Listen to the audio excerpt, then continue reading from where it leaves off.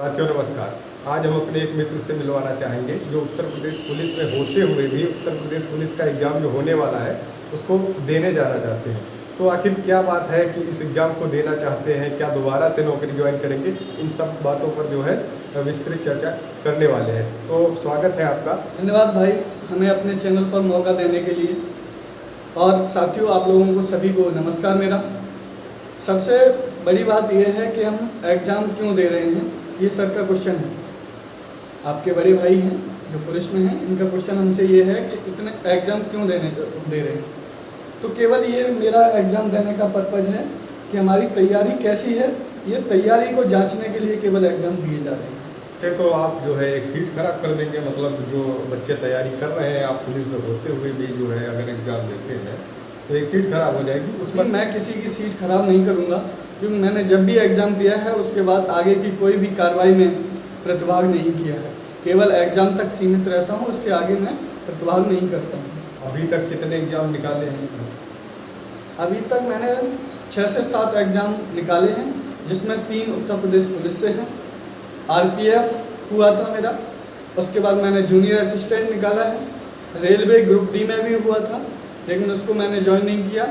और उसके बाद आपका अभी जो लेखपाल का हुआ है उसमें भी मेरा हुआ है। डॉक्यूमेंट वेरिफिकेशन नहीं कराया था उस समय, और उसको मैंने स्किप कर दिया था, क्योंकि सब लोगों का ये मुहिम चलाई जा रही थी कि जिन लोगों की सरकारी नौकरी है वो दूसरी नौकरी न लें। अब आप यूपी पुलिस का एग्ज़ाम देने ही जा रहे हैं, तो ये तैयारी जो आप कर रहे हैं, ये लगातार आप मॉक भी दे रहे हैं, मैंने देखा था। तो मॉक में क्या एवरेज स्कोर आ रहा, अब तक कितने मॉक दिए, क्योंकि बहुत से लोग इसकी तैयारी कर रहे हैं, लास्ट समय में क्या करना चाहिए? सबसे बड़ी बात है आपकी तैयारी को बहुत अच्छा बेहतरीन बनाने के लिए मॉक टेस्ट बहुत ही अहम रोल निभाते हैं आपकी तैयारी में। तो मैं अब तक लगभग 23-24 मॉक टेस्ट लगा चुका हूँ।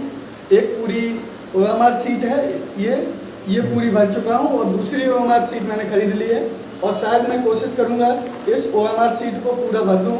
अभी समय है हमारे पास, 6 से 7 दिन का समय है, उसमें ये मॉक टेस्ट में लगाता रहूँगा। और केवल यही तरीका है जो आगे तैयारी आप बहुत बेहतरीन तरीके से कर सकते हैं। एवरेज स्कोर अपना बता दीजिए। हमारा एवरेज स्कोर इस समय 250 से लेकर 260 तक जा रहा है, और भी अच्छा जा सकता है, क्योंकि मैं इतना ज़्यादा फोकस नहीं कर रहा हूँ, इसलिए थोड़ा कम जा रहा है समय। देखिए भाई, टाइम मैनेज ना हो पाने के कारण देखो फिर भी लगातार इस तरीके की OMR सीट रखे हुए हैं, इस पर जो है मॉक टेस्ट देते हैं, तो इनका स्कोर जो है वही 250 से 255-260 के आसपास रह रहा है। तो आप सोचिए कि अभी जॉब में रहते हुए इतना अच्छा स्कोर कर पा रहे हैं, तो आप लोग क्यों नहीं कर सकते? अभी आपके पास समय है, रिवीजन ज़्यादा से ज़्यादा करना चाहिए, हमें ऐसा लगता है। बिल्कुल रिवीजन से ही आप बेहतर स्कोर कर सकते हैं, बिना रिवीजन के नहीं कर सकते हैं। पढ़ने का जितना था आप पढ़ चुके हैं, और जितना भी आपने तैयारी की है, जितने नोट्स बनाए हैं, वो आपके लिए बहुत बेहतर हैं।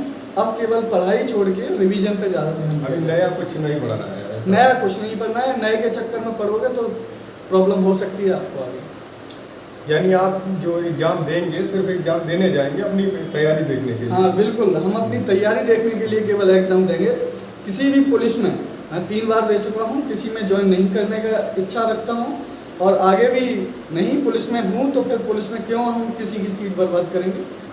तो ये आपने तैयारी कैसे की, मतलब पहले से क्या बेस रहा, इस तरीके से इतना स्कोर लाना इस समय मॉक टेस्ट में एक बड़ी बात है, क्योंकि जॉब में रहते हुए इतना स्कोर कर पाना एक बहुत ही बड़ी बात है। तो कैसे आपने तैयारी की? हम जॉब में रहते हुए लगातार पढ़ाई से कनेक्टेड रहे, हमने पढ़ाई को छोड़ा नहीं। जब भी हमें समय मिला, घंटे 2 घंटे 4 घंटे का जब भी समय मिलता था मैं पढ़ता था, और ज़्यादातर मैं कोशिश करता था शॉर्ट नोट बनाने की। शॉर्ट नोट बनाता था, जिससे हम अगले रिवीजन जब करते हैं तो हम केवल उसका समरी देख लें, एक थोड़ा सा विस्तृत जानकारी हमें अपने आप हो जाएगी जब हम उसके शॉर्ट को पढ़ लें। इस तरीके से हम अपने तैयारी को इम्प्रूव कर पाए। तो जो लोग इसकी तैयारी कर रहे हैं यूपी पुलिस कांस्टेबल की, तो वो अपने शॉर्ट जो नोट्स बना रखे हैं उस पर ज़्यादा फोकस करें, मॉक टेस्ट अभी दीजिए। और हमें लगता है कि एग्ज़ाम से 2-3 दिन पहले रिलैक्स रहने की बेहद ज़्यादा ज़रूरत होती है। हाँ, एग्ज़ाम देते समय यानी कि जैसे ही आपको एडमिट कार्ड हाथ में मिल जाता है 2-3 दिन पहले, फिर आपको टेंशन नहीं लेनी है, क्योंकि जो आपने तैयारी की है वो तो हो चुकी है। अब कोई नई तैयारी आप ज़्यादा नहीं कर सकते हैं, इसलिए आप ज़्यादा प्रेशर न लें, रिलैक्स मूड में रहें। जितना आपने पढ़ा है उसको ही सरसरी नज़र में आप रिवीजन कर सकते हैं, जिससे आप बेहतर स्कोर कर सकते हैं। आपने पहले मतलब कैसे तैयारी की, जब जॉब में नहीं थे उससे पहले मतलब किस लेवल की तैयारी कर रहे थे, कहाँ सेलेक्ट होना चाहते थे और आपको जो है इसमें आना पड़ा? उससे पहले मैं तैयारी कर रहा था एनडीए की। एनडीए मैंने क्वालिफाई किया है, उसमें एसएसबी इंटरव्यू में क्वालिफाई नहीं हो पाया था, क्योंकि मेरा जो मीडियम था वो हिंदी मीडियम था। वहाँ पर जो चलता है वो इंग्लिश मीडियम वाले बच्चे ज़्यादा सेलेक्ट होते हैं, क्योंकि वहाँ इंटरव्यू के टाइम पे हमें इंग्लिश में अपना कन्वर्सेशन करना पड़ता है, जिसका बेहतरीन इम्पैक्ट हम वहाँ नहीं डाल पाते हैं, जिस कारण से हमें बाहर कर दिया गया था। देखिए, तो अब आपका कंपटीशन एक अच्छे लोगों से है। आप समझ सकते हैं कि खुद नौकरी में रहते हुए और जो है फिर से एग्जाम देने जा रहे हैं। हालांकि आगे नहीं जाएंगे, आगे भाई साहब नहीं जाएंगे किसी भी, जैसे रनिंग हो गया डीबी में तो नहीं जाएंगे, तो उससे आप लोगों को डरने की बात नहीं। लेकिन फिर भी देखा जाए तो पहले तो कट ऑफ में आएंगे ना, इसलिए आप लोगों का कंपटीशन एक अच्छे लेवल पर रहेगा। तो आप लोग कोशिश करें कि बेहतरीन तैयारी करके जाए, ठीक है। तो अभी आपका आगे का क्या प्लान है, यानी आप जो है किस जॉब की तैयारी कर रहे हैं और क्या आगे करना चाहते हैं? आगे मैं देख रहा हूँ या तो इसी विभाग में आगे बढ़ूंगा या मैं टीचिंग लाइन में जाऊंगा, क्योंकि मैंने बीएड भी कर रखा है। टेट सीटेट दोनों ही क्वालिफाइड हूँ। आगे सुपर टेट का भी इंतजार है, और अगर ये भी नहीं हो पाता है तो फिर मैं सिविल सर्विस के लिए तैयारी करूँगा। अब लास्ट में हम यही सवाल आपसे पूछेंगे कि जो है कैसे तैयारी करनी चाहिए जो बच्चे देने जा रहे हैं एग्ज़ाम को इस समय, क्योंकि बहुत ज़्यादा प्रेशर होता है। एग्ज़ाम की डेट आ ही चुकी है, आज सिटी वगैरह आ जाएगी, एडमिट कार्ड आ जाएगा, तो प्रेशर बहुत ज़्यादा हो जाएगा। उस समय में कैसे तैयारी करना चाहिए जिससे कि एग्ज़ाम को निकाल सके, ना कि सिर्फ DBPST के लिए जाए, हालांकि फाइनल में नाम आए वो ज़्यादा बेहतर होगा। तो आप बताएं कि कैसे तैयारी करनी चाहिए लास्ट समय में, किन बातों का ज़्यादा ध्यान रखना चाहिए? बिल्कुल भाई, जैसा कि आपको पता है आपके एग्ज़ाम सेंटर की आज लिस्ट आ जाएगी, आपको आपके एग्ज़ाम सेंटर पता भी चल जाएंगे। समय बहुत कम है, अब कम समय में आपको प्रेशर नहीं लेना है। जितना आपने पढ़ा है, जितना अभी तक मेहनत की है, वो आपकी रंग लाएगी, ये मैं आशा करता हूँ। और सबसे बड़ी बात यह है कि तैयारी अब 6 दिन में कैसे करें। तो 6 दिन में तैयारी तो नहीं होती है, मॉक टेस्ट लगाएंगे और जो आपने पढ़ा है उसको रिवीजन करेंगे तो आप बेहतर स्कोर कर सकते हैं। जितने भी सब्जेक्ट हैं उनके मॉक टेस्ट लगाइए।